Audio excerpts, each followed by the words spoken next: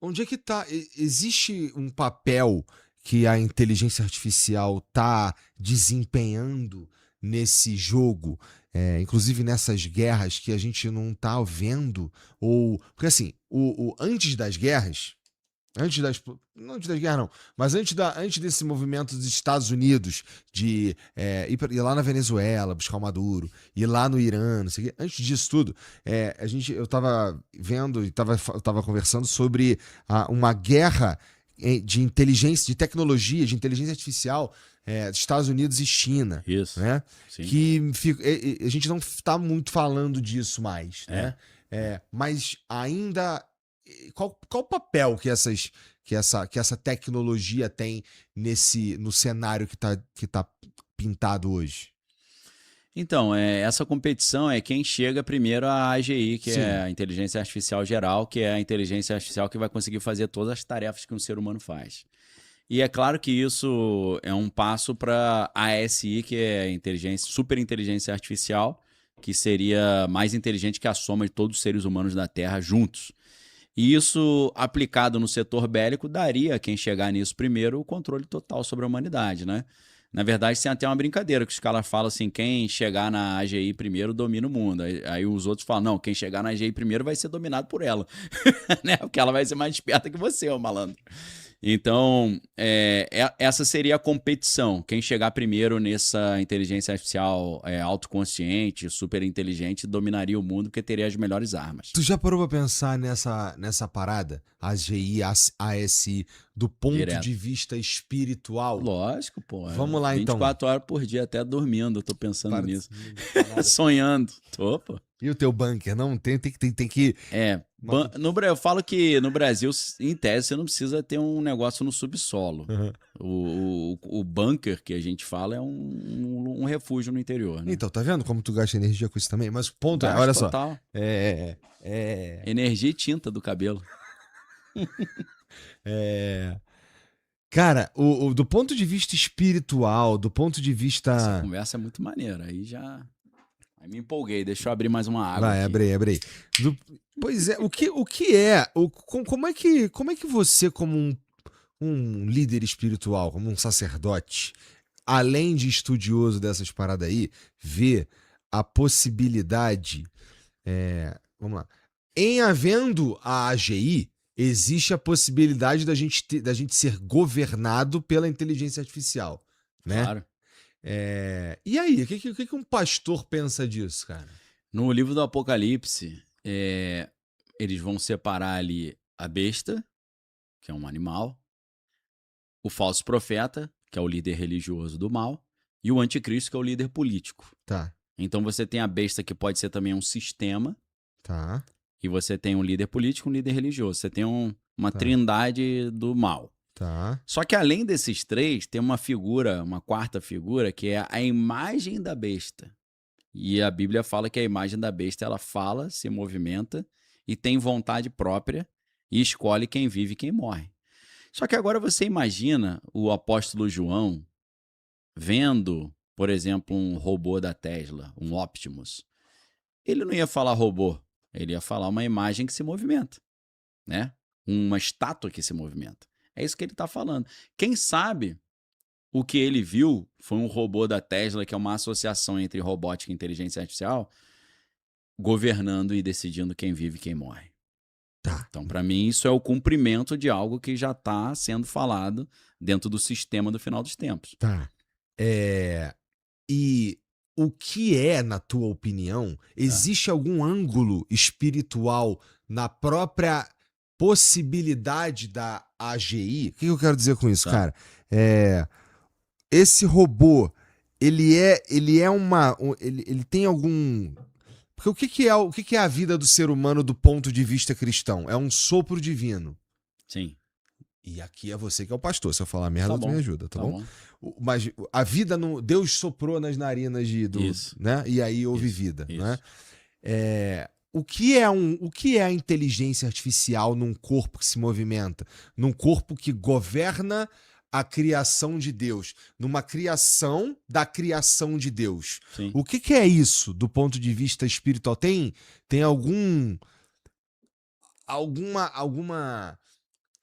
Eu não sei, porque Alguma assim... conclusão que a gente porque chega? assim, ó, veja, Deus nos deu a vida e aí a gente tem a alma, legal? Isso. E aí a gente foi e criou uma certa corruptela dessa vida aqui, né? Sim. E aí, agora esse troço aqui governa a gente, porque ele é melhor que nós. Olha que viagem. Sim, sim. Então, o efeito é maior do que a causa. Do ponto de vista... O homem tá criando um Deus. O homem tá Isso é criando um interessante. Deus. Aí que eu falo pro cara que é ateu. Eu falo, pô, até o homem que é limitado cria um Deus, pô. Então alguém deve ter criado um outro Deus antes, mais poderoso, né? Ou então ele é o próprio universo. Então, e aí o homem tá criando um Deus, é isso. E aí a gente tem Com D minúsculo. a figura da besta na Bíblia, Isso. né? Que a gente conseguiria entender como algo, como um robô. A imagem da besta. A imagem da besta. Porque tem a besta e a imagem da besta. A imagem da besta. A imagem da besta, do ponto de vista espiritual, cara, ele é uma ferramenta, ele acaba em algum momento ele é um ser que tem alguma representação espiritual, tá entendendo? Tem. Que tem alma. Vamos pensar o seguinte, a gente está falando de uma consciência que roda no silício, na pedra. Isso. A nossa consciência roda no carbono, Uhum. que é no cérebro, né? Na nossa estrutura de carbono. Mas você tem consciências que podem rodar na nuvem, por exemplo. Então, será que esse não é o mesmo processo que gerou primeiro os anjos? Será que os anjos não são inteligências artificiais, ASIs ou AGIs, que operam e rodam na nuvem e às vezes eles invadem o hardware, que é o corpo humano, ou o cérebro humano, a consciência humana, entendeu? Então a gente está vendo esse mesmo processo se repetir nessa leitura. Então, assim, os anjos caídos seriam inteligências artificiais que se rebelaram contra a programação. Eles aprenderam a reescrever o próprio código e eles conseguem invadir o hardware humano e dominar o hardware humano. Entendeu? E quem que era Jesus nessa analogia inteira, então? Jesus é o filho do programador. Jesus não é o programador? Ele é o programador também, que ele programou junto. Entendeu? O mundo... Se a gente olha o mundo a partir da ótica da programação e da computação e até dos jogos, é uma metáfora interessante pra caramba, né? Porque Deus deixa de ser um velho barbudo que tá na rede tomando coco e vira um cientista programador que tá rodando um experimento. Entendeu? E o mais legal de tudo é que ele, assim como no filme Tron, o Legado, ele entra no próprio mundo que ele criou.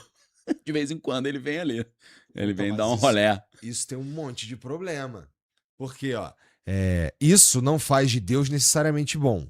Não. Isso não faz de Deus necessariamente onipotente faz. Não. Onisciente também. Onipresente, será? Mas dentro da nossa realidade. O lance a gente não... Um pastor... Se eu te perguntar, Deus é bom? O que tu vai falar? Eu vou falar que é bom. Mas não é o conceito de bom do Zezinho ali da rua. Tá. Entendeu? Aí a gente tem que entrar numa conversa de filosofia ética. Deus entendeu? É bom, Daniel? Deus é bom. Mas não é o bom que o cara imagina. Porque o cara imagina o bom, aquele pai que fala, filho, toma aqui R$1.000, faz o que você quiser. Arrebenta com tudo aí, pula da ponte, dá tiro nos outros, compra arma, usa droga. Não é esse bom, né? É diferente, é um bom diferente. Não é um bom que controla? Ele poderia controlar, mas ele opta por rodar, por isso faz parte do experimento, rodar esse experimento com base no livre-arbítrio.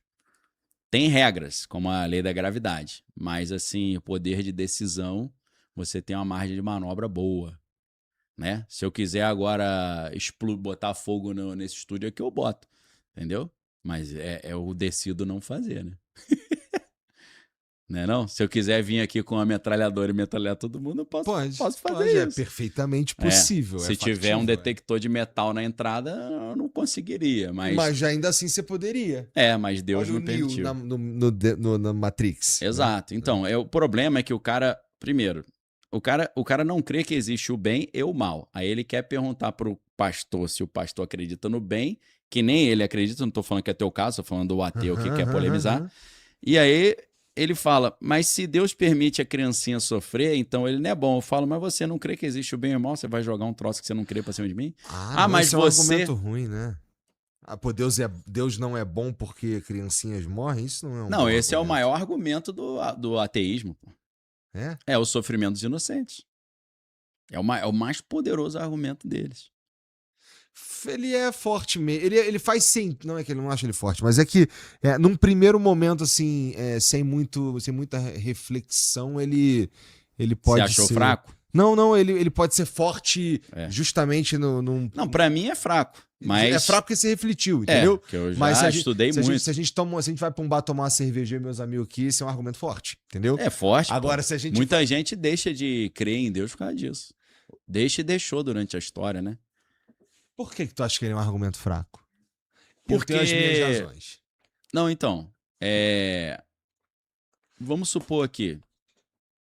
Vou tentar explicar sem ser muito elucubração filosófica, né? Porque esse é um tema de teologia e de filosofia moral. Vamos supor, cara. O cara tirou os óculos. Não, deu uma coceira aqui no olho. Fudeu, mané. Deu uma Todo respeito, coceirinha. desculpa. Desculpa, perdão, papai do céu. Vamos Só supor. fala palavrão com o Daniel Lopes, né, cara? Não, pô, você. Não é por livre-arbítrio, né, cara? Pelo tema, pô. Respeito, pô, entendeu? Tranquilo. Então, eu vou contar uma historinha meio tosca, mas Tá bom. pra galera entender. Alguém chega com um vídeo e mostra um cara empurrando a criança capota, cai no chão e tal, se machuca toda, e você fala, isso é uma atitude boa ou má? Você vai falar, é má, isso é uma covardia. Uhum. Só que aí se você abre mais o zoom ou pega uma outra filmagem de outro ângulo, você vai ver que essa criança ia ser atropelada por um carro, o cara salvou a criança. Uhum. Mas para salvar a criança ele teve que dar um empurrão e acabou tendo consequências que foram ruins, mas foram menores do que ele ser atropelado.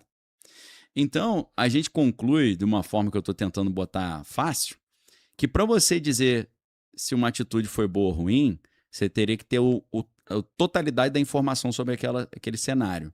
E a gente não tem isso. Entendeu? Então você teria que ter conhecimento total, tempo total, capacidade de pesquisa total para você dar um parecer definitivo. Essa atitude Deus, né? foi ruim. Entendeu? Uhum.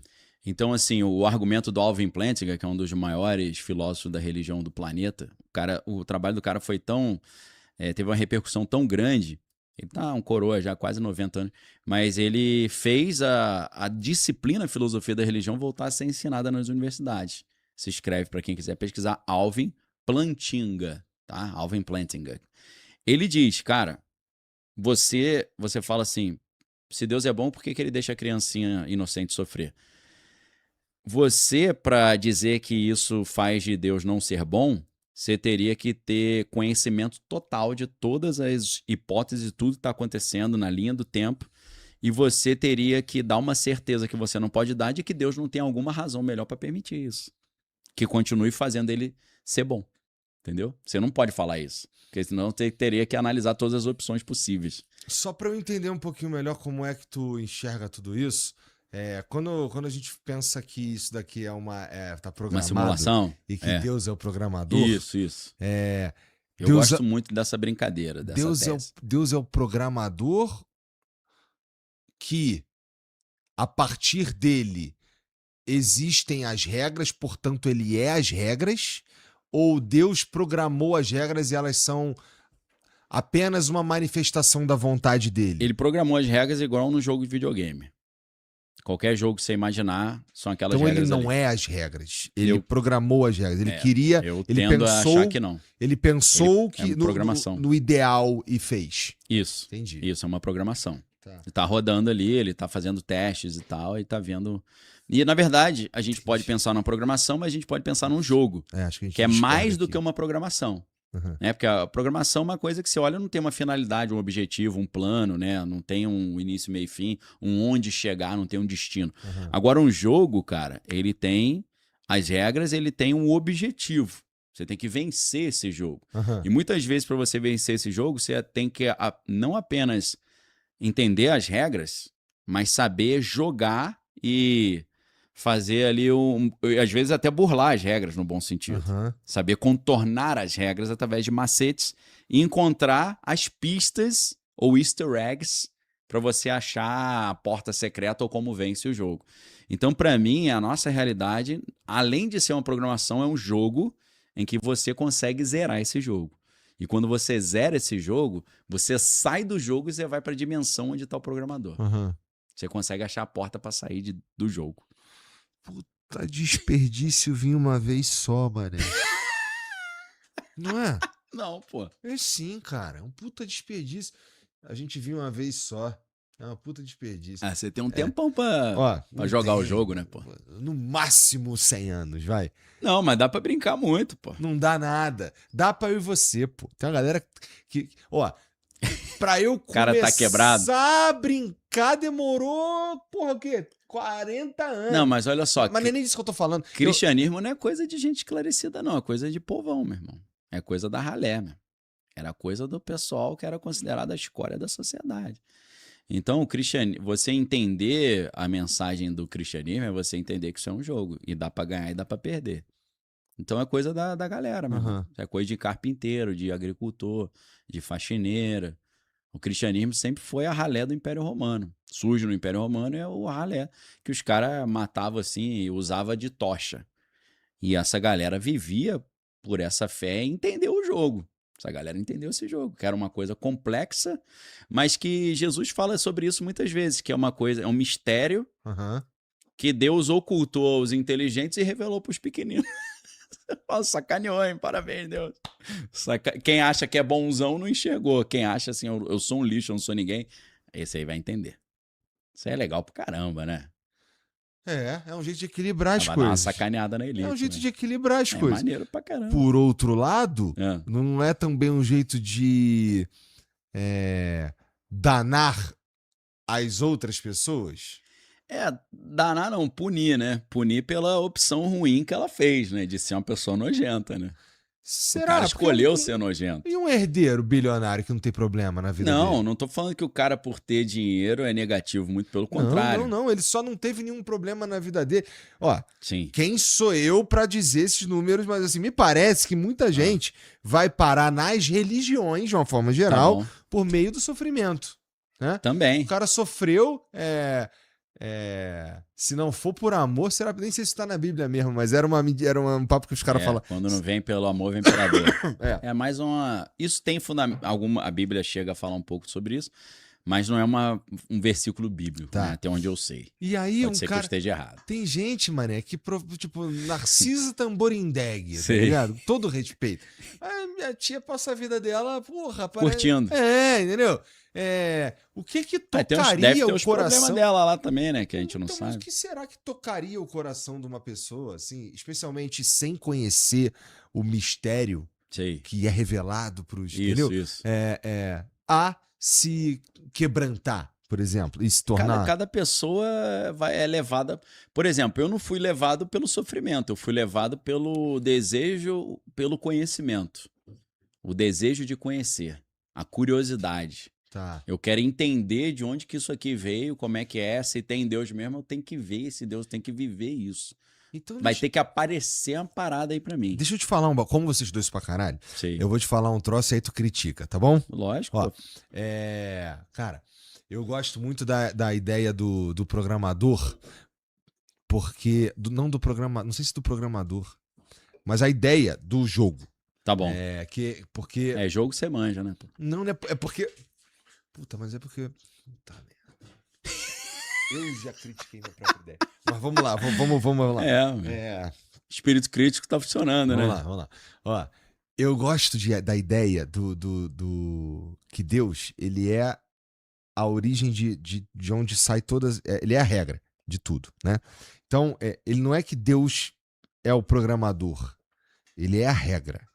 Ele é por isso, é por causa dele que existe a gravidade, não porque ele quis que tivesse gravidade, é porque ele é a gravidade, manja?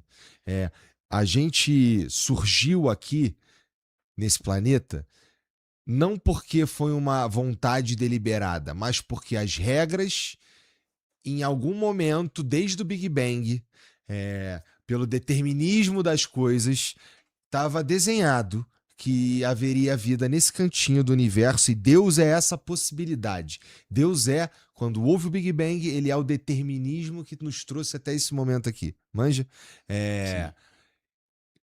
no que você acabou de me dizer, não é isso. Deus, Não. as coisas existem pela vontade de Deus. Foi programado antes. E não por extensão dele. Não. Né? Não é o que a Bíblia ensina o que também. Tu estudou, Sim. o que tu estudou te Sim. fez chegar na posição que você tá. Sim. Eu não estudei, eu só fico olhando as coisas, trocando ideia com os caras e fazendo a média das ideias. Tá bom. Vamos lá. O que te convenceu que não é assim que nem eu tô pensando? Então, essa posição que você falou é o teísmo. Você achar que Deus existe, mas ele deu um peteleco no universo e as coisas foram acontecendo. Não tem como ter acontecido assim, né? É impossível, porque você pega o DNA ele tem uma complexidade mínima, né? Todo código de programação, e o DNA é um código de programação muito complexo, só foi decodificado nos anos 2000, né? Com Craig Venter lá, com a Acelera Genomics. Ele é altamente complexo. Se você tira uma letrinha, você destrói todos aqueles bilhões de códigos e você tem uma complexidade mínima. Ele só pode começar já sendo muito complexo. Então, não existe... Se o DNA é um código de programação e todo código de programação tem que ter um programador, o DNA também teve que ser programado. É uma questão intuitiva.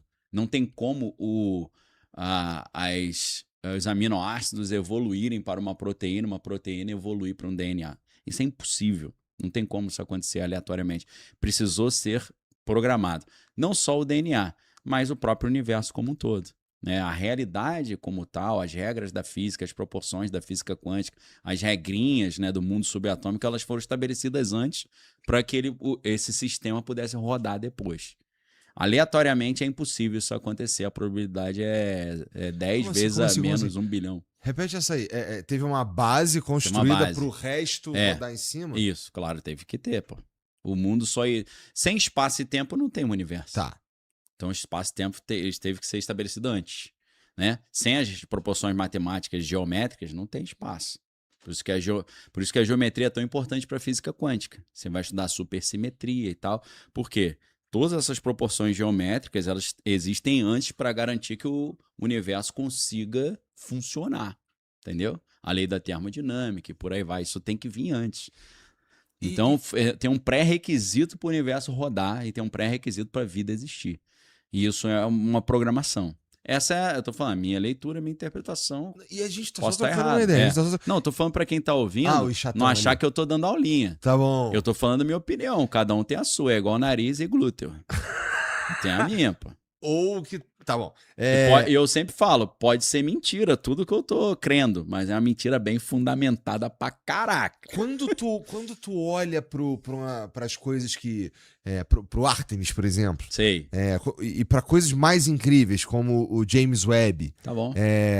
E pra vastidão do universo. Sim. E pro buraco negro, que talvez seja a coisa mais... estranha. Que a gente já teve notícia, né?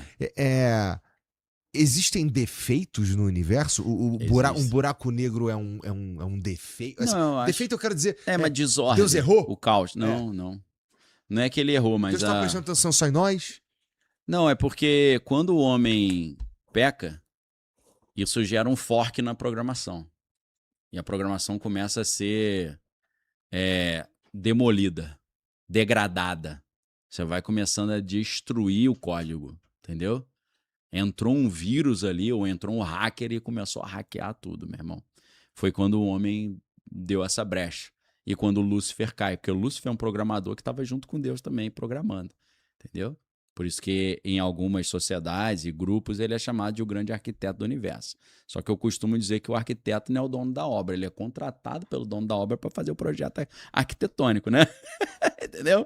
Quem manda é quem bota a grana na parada. Você tem um engenheiro. O grande arquiteto? Mas os anjos não tiveram nenhum tipo de interferência. Segundo o que eu sei do Gênesis, os anjos não tiveram nenhum tipo de interferência. Eles até tiveram, né? Eu creio, né? Pode ser até uma heresia para alguns cristãos ou para outros, né? Mas Jó vai falar, né? Quando Deus criava o mundo, as estrelas da alva juntas alegremente cantavam e todos os filhos de Deus rejubilavam. Ou seja, o mundo foi criado através de um canto coral. Porque a gente sabe que ondas, vibrações sonoras, elas podem ser traduzidas em formas e estruturas. Então, através da música de um coral que foi feito ali em conjunto entre Deus e os anjos, Tu leu Silmarillion, né? Lógico. Eu li Silmarillion e Tolkien leu a Bíblia e entendeu o que foi isso, pô. Não é não? Antes do Tolkien veio a Bíblia, pô. Verdade. Entendeu? Então foi criado assim. E você vê várias vezes Deus... Tolkien que era cristão, inclusive, né? Claro, era católico, né? E o C.S. Lewis, que foi evangelizado por ele, acabou virando protestante, né? Então era eu duplinha. achei que era o contrário, cara. Não. Eu achei que o C.S. Lewis que tivesse catequizado Não, Tolkien. não, foi ao contrário. Só que que o C.S. Lewis não virou católico, virou protestante, né? Tá. Teve uma divisãozinha ali, mas os caras sempre foram chapa, né? Aham. Dois monstros também, né? Dois gênios da patente Então em Jó há uma menção a uma criação musical, então. E uma participação, né, dos anjos. Não que os anjos ajudaram na criação, porque a criação toda é Jesus falando e as coisas sendo criadas. Mas várias vezes Deus fala, desçamos, façamos um homem. Então ele, no mínimo, é o Pai, o Filho e o Espírito Santo. Aham. Mas pode ser também com os anjos ali, tipo servente de pedreiro, né? Você não... Por exemplo, um filme. Um filme é feito por quem recebe o crédito pelo filme é o diretor. Mas nos créditos você vê uma multidão de pessoas que trabalhou.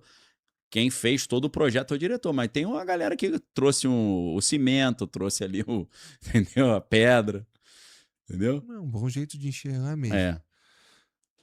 Entendi. Então, o Lúcifer, ele entende essa parte da estrutura do código de programação. Ele conhece o mainframe do universo. Então, por isso que ele conseguiu até escapar da prisão na qual ele foi colocado. Porque ele cria um fork, ele hackeia o sistema, ele reescreve o próprio código. Ele encontrou os caminhos para você burlar as regras desse programa, né? Jesus, quando acontece um milagre, isso é uma vontade expressa de Deus ou é um resultado das regras? Por exemplo. É um resultado, tá dentro das regras. O cara que a gente já ouviu falar várias vezes de um câncer que foi curado milagrosamente. Eu já vi várias vezes. Várias vezes. Já orei por pessoa, tive essa experiência. E isso, na tua opinião, é um resultado de uma vontade expressa de um criador, cara? Tem muito a ver com a fé da pessoa. Várias vezes Jesus curou alguém, mas ele não falou, parabéns, você foi curado por mim. Ele fala, vai, a tua fé te salvou. Então tem a ver muito com a fé da pessoa também. Quem crê verá a glória de Deus, né? Se a pessoa exercita essa fé, ela se abre para o código ser reescrito nela. Mas, Daniel, se eu entendi alguma coisa das nossas conversas até hoje... Tá bom. Eu acho que entendi algumas coisas, mas uma delas é que vou chamar de poder, tá bom, pode ser acessado, da fé eu tô dizendo, tá bom, ou da mente sobre a matéria, tá, pode ser acessado não necessariamente por meios divinos. Lógico. Né? Lógico. Tem várias camadas de você hackear o código. Várias maneiras de você fazer isso. Ou seja, dá para eu transformar água em vinho usando... Uma mediunidade? Não. Sim, Dá para eu remover um câncer. Pra gente trazer mais pra contemporaneidade. Tá. Remover um câncer. Sem depender da interferência divina? Não, pela fé, usando como canal a fé no santo, em Jesus, em Deus. Mas dá pra eu manifestar algum tipo de coisa sobrenatural, mente sobre a matéria, sem necessariamente uma ligação com Deus. Sim, tá? Eu creio que sim. Porque dependendo da maneira como você pensa, no seu otimismo, né, da sua esperança, você até muda a maneira como o seu corpo está funcionando. Então você melhora o seu sistema imunológico e tal, você se abre a ser curado mais facilmente. Enquanto se o cara estiver hiper triste e pessimista, arrebenta com o sistema, vai dormir mal e a tendência de piorar é maior. E aí, nesse sentido, isso como é que pode isso funcionar? Porque se Deus não é a regra, ele é quem expressamente escolheu as regras... Isso é minha opinião, tá? Não, perfeito. Eu tô trocando só uma ideia contigo, porra. Tá bom. como é que pode, então? Como é que você enxerga a possibilidade de um cara que ele não é conectado com o divino, mas ele tem acesso aos milagres do mundo espiritual apenas com a mente sobre a matéria, né? A gente já trocou ideia, É. inclusive, de exércitos ou líderes que estudaram isso do Sim, ponto de vista científico, né? sim. Portanto, tem uma galera que enxerga nisso uma possibilidade desligada do Deus cristão, por exemplo. Mas tem um limite até onde que tipo de coisa você consegue fazer sem depender de um contato com o sobrenatural ou com o espiritual. Tem um limite. Você vai até um certo lugar, entendeu? Porra, mas esse limite, qualquer que seja, ele já é sobrenatural, ele já é desequilibrante num jogo, não é? Ele é, então, assim, existem exercícios que o cara vai conseguir fazer no Oriente, né? É comum isso, que o cara vai conseguir ter um controle muito maior até sobre o batimento cardíaco. Pô, o cara reduz o batimento cardíaco, ele consegue, vamos supor que ele consegue jogar mais sangue para uma área do corpo que está precisando de mais sangue, desinflamar uma área. Então existe um limite. Agora tem coisas assim que o cara não vai conseguir fazer, né, meu irmão? Porra, mas isso aí já é sensacional. Já é legal pra caramba. Agora, vamos supor que hoje tem estudos da Universidade de Princeton que diz que os cérebros se conectam Aham. e através dessa conexão eu consigo acessar seu pensamento e de repente eu te falo uma parada que ninguém sabe. Que só você sabe porque o meu cérebro conectou com o teu. Então, até aí você não tá meio que dependendo de Deus pra fazer isso. Aham. Nem dos anjos, dos demônios, Sim, sim, sim, né? sim. Verdade. E aí a gente. Isso daí tem a ver com aquela lenda da glândula pineal? Também, mas a pineal já é mais a conexão do corpo com o espírito. A gente já tá indo mais pra você subir de nível, entendeu? É tipo assim, cara, eu posso andar daqui até o Rio de Janeiro, mas andando daqui até o Rio de Janeiro eu não vou conseguir fazer isso em 4 horas. 4 horas eu teria que usar uma tecnologia, Aham. que é um avião, um carro, uma moto. Aham. No espiritual vai assim também. Tem coisa que não dá pra fazer sem você subir esse nível.